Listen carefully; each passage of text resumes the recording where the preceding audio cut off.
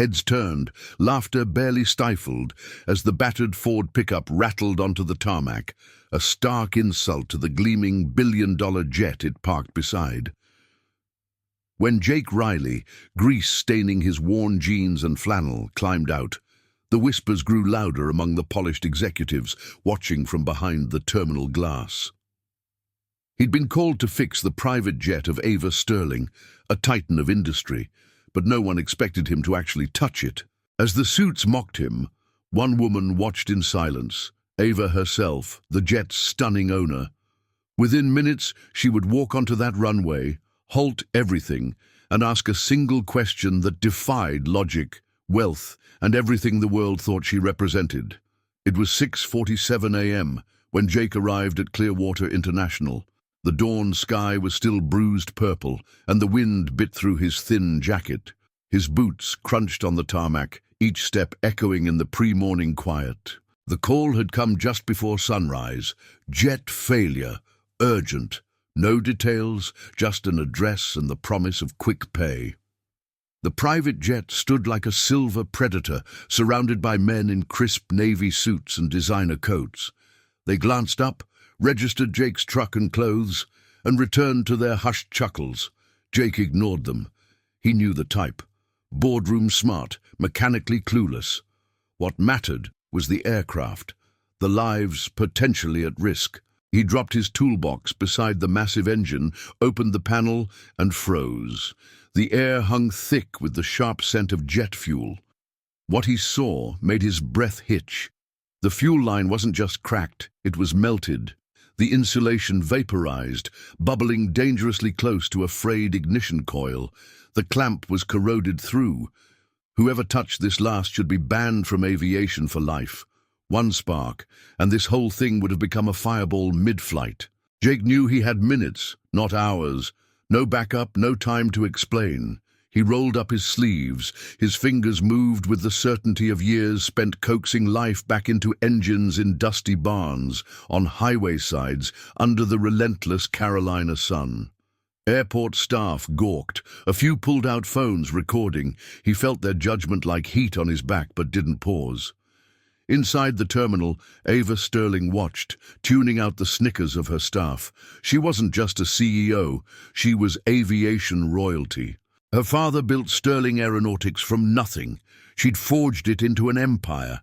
She knew jets, flown them, helped design them, raced them. What she saw outside stunned her. She leaned forward, squinting. Who was this man, moving with the intense focus of a surgeon, his oil-slicked hands, the only ones seeing the disaster her highly paid pilots had missed? Then the jet's lights flickered. A soft hum pulsed through the machine, like a returning heartbeat. It was alive. Her breath caught. She stood slowly, eyes locked on the man outside. Everyone else saw a mechanic. She saw something else entirely. And in less than 3 minutes, she would walk down that runway and change both their lives. The moment the jet's engine settled into a steady, powerful roar, the laughter inside the terminal stopped cold. Smug grins dissolved into slack-jawed disbelief. One executive whispered, That should have taken hours." But Jake had already closed the engine panel. No celebration, no gloating. He wiped his hands on an old rag, slung his tool bag over his shoulder, and turned to leave. That's when the private jet's door hissed open. Steps lowered, each click echoing across the now silent tarmac. A pair of sleek black heels touched the metal. Ava Sterling descended with practiced elegance, but her usual boardroom mask was gone. Her eyes held a sharp, unshakable curiosity. Jake stopped as she walked directly toward him, ignoring her stunned engineers and the staff who'd been mocking him moments before. She bypassed them all, walking straight up to the man covered in engine grease. The world seemed to hold its breath. "You fixed it," she said, her voice quiet but clear. Jake blinked. "Yes, ma'am." "No," she corrected softly. "You saved it. My pilot reported the engine was compromised beyond immediate repair. Said we'd need to ground it for days. He missed a melted fuel line nearly touching the ignition coil. Jake stated calmly, brushing dust off his shirt. It was a fire hazard. Her eyes narrowed, not in anger but realization. You could have walked away. Doesn't sit right, leaving something like that. A beat of silence, then Ava smiled, not her corporate smile, but something small, genuine, that startled everyone watching. Do you know who I am?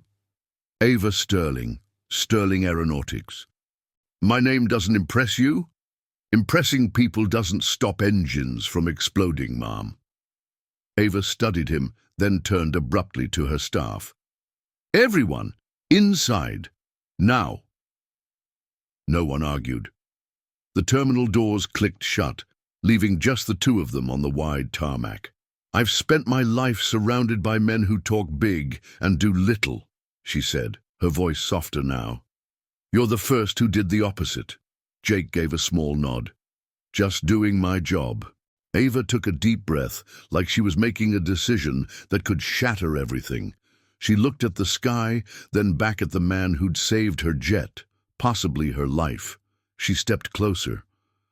What would you do, she asked slowly, if someone like me asked you something completely insane? Jake didn't flinch. Depends how insane. What if I asked you to marry me? For a moment, only the wind whispered across the runway. Jake didn't laugh. He didn't stumble. He simply stood there, eyes locked on hers, trying to read the question behind the question. He knew the difference between noise and meaning. This wasn't noise. Ava waited, her composure maintained, though her breathing was faintly unsteady. She wasn't used to waiting. Jake finally wiped sweat from his brow with the back of his hand. You don't even know me. That's why I'm asking. He raised an eyebrow. Come again? Ava stepped forward again, heels clicking like a countdown. I've been proposed to 23 times, by men who memorized my net worth and called it love. But you... She paused. You walked into this mess with a wrench, saved my jet, risked your life, and asked for nothing. Didn't do it for you, Jake said flatly. Did it because someone had to. Exactly, she whispered. That's what makes it real. He glanced down at his grease-stained hands, his frayed collar. You want to marry a mechanic? No, she said firmly. I want to marry the only honest man on this tarmac. Behind them, terminal lights glowed. Curious eyes peeked through the glass. Phones were probably filming again. Ava didn't care. For the first time in years, she wasn't performing. You're serious, Jake stated, more than asked. As a heart attack. He studied her, the person, not the title. Then, take off your shoes. Ava blinked. What? If you're serious, take off the heels. Come walk with me, 5 minutes. No titles, no headlines. Just two people on the same ground. She hesitated only a second. Then she kicked off one heel, then the other. Barefoot on the warm concrete, Ava Sterling followed Jake Riley toward the setting sun. He led her past the jet, past the watching shadows, to an old, rusted hangar at the edge of the airfield. Inside wasn't gleaming tech, but a small folding table, a battered chair, and walls lined with faded photographs, planes, mechanics, and one little boy in overalls beside a man who looked just like Jake, only older, smiling wide. My dad built his life fixing things others gave up on, Jake said quietly. Taught me grit runs engines better than money. When he died, I kept this place. Dreams don't need fancy lights. Ava turned slowly, absorbing the quiet history, the scent of oil and time. Every man you've met wanted the Sterling Empire, Jake continued. I don't care about that. But if you're offering something real, expect scraped knuckles and midnight repairs, not champagne. Ava smiled slowly, genuinely. That sounds perfect. For the first time, Jake smiled back, a real smile that reached his eyes. He believed her. The next morning, sunlight streamed through the hangar's dusty windows. Ava sat cross-legged on the concrete floor, wearing Jake's oversized flannel, sipping coffee from a chipped mug. Her designer dress lay folded nearby. She looked completely at ease. Jake, already tinkering with the engine of an old Cessna, spoke without looking up. "You actually stayed." "I said I would." "Most people in your shoes would have called a limo by midnight." "I know what 5 stars feel like," Ava said, a quiet smile playing on her lips. "I wanted to see what 5 a.m. with you felt like." Jake chuckled softly. "Loud, smells like grease, starts with black coffee." She raised her mug. "To grease and coffee." But outside the hangar, the world was spinning. News alerts screamed, "Ava Sterling missing. Jet grounded." Security footage leaked. Sterling whereabouts trended. Wildest was the rumor. Billionaire heiress, barefoot on the tarmac with an unknown mechanic. Back at Sterling Aeronautics HQ, chaos erupted. Marcus Thorne, COO and Ava's longtime advisor, stood red-faced. "This is unacceptable. Journalists outside, shareholders panicking." A younger exec ventured, "Sir, what if it's love?" Marcus scoffed. "Sterlings build legacies, they don't chase mechanics." Only Eleanor, Ava's sharp-eyed godmother, remained silent, hiding a small smile behind her teacup. She remembered Ava's lonely birthdays in luxurious mansions. For the first time, Ava was off-script. At the airfield, Jake and Ava worked side by side on the old Cessna. No talk of companies or headlines, just shared tools, easy banter, and stolen glances. Ava's hands, usually signing multi-million-dollar contracts, were now stained with oil. She found she didn't mind. Late afternoon, a black SUV pulled up. Jake tensed. Ava stood slowly. She recognized the driver. Marcus Thorne stepped out, immaculate as always. "Miss Sterling, relieved you're well." "Marcus," she said, wiping her hands on a rag. "What is it?" "You have the world panicking, your jet, the media. I'm here to escort you back to reality." Ava smiled politely. "You mean your version of it?" Marcus's gaze flickered dismissively towards Jake. "Who is this?" Jake stepped forward slightly. "Just the guy who kept her jet from blowing up." Marcus gave a tight, insincere laugh. "Right. And now you think that qualifies you to stand next to her?" Ava's voice dropped, calm but razor-sharp. "I don't need qualifications to choose who I stand next to." "There are investors, Ava. Appearances. You're a Sterling." "No," she said, walking toward him. "I'm Ava, and for the first time, I'm going to live like it." Marcus opened his mouth, then closed it, defeated. Ava turned to Jake. "Come with me?" "Where?" "To show the world I'm not ashamed of the one person who saw me before the brand." Jake hesitated only a breath, then nodded once.